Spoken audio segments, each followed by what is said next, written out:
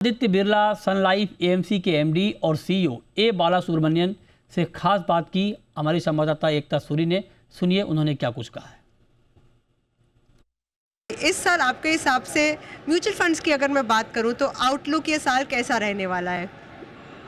ये तो 2026 मेरे हिसाब से कुड बी गुड ईयर, क्योंकि 2025 तो कंसोलिडेशन ईयर था और जो एक्शन जो लिया हुआ एक्चुअली 2025 में उसका इम्पैक्ट 2026 में दिखना चाहिए।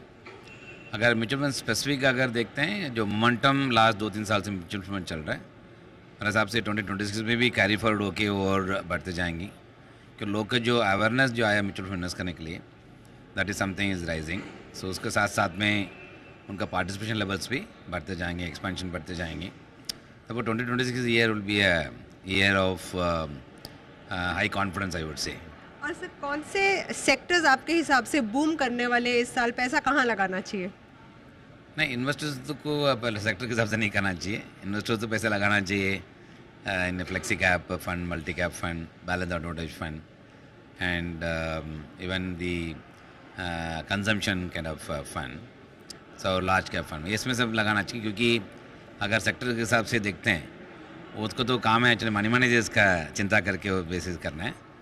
Since your question is also specific about sectors, जो लास्ट 2-3 साल से जो sectors which is under performed, उसके साथ साथ में वैल्यूएशन का जो अभी आजकल देखते हैं, क्वालिटी द कॉन्ट्रा प्ले और turn around that we can expect. से एक तो आईटी में दिखता है actually as a contra play.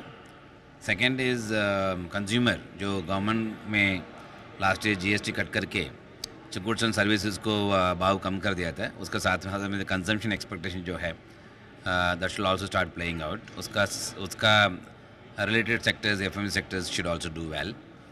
And third is financial services, जो credit growth तो वापस रिटर्न कर रही है अभी, तो उसका direct impact financial service business में आता है। So we believe that financial sectors, especially NBFC sectors, should do well.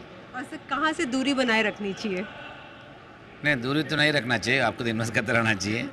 ये सेक्टर्स दूरी आप उसमें आई थिंक फंड मैनेजर्स का जो अगेन एज आई मेंशनड, उनको जो दूरी रखते हैं ऑन दो सेक्टर्स ऑलरेडी प्लेड आउट है। जो वैल्यूएशंस महंगा है और अर्निंग्स का उतना दिखता नहीं है on the valuation being justifiable, वो एक आई थिंक फंड मैनेजर्स का सेक्टर के हिसाब से जो कॉल लेंगे। बट अदरवाइज मेरे हिसाब से मार्केट से दूर नहीं रहना है, इन्वेस्ट करना ज़रूरी है।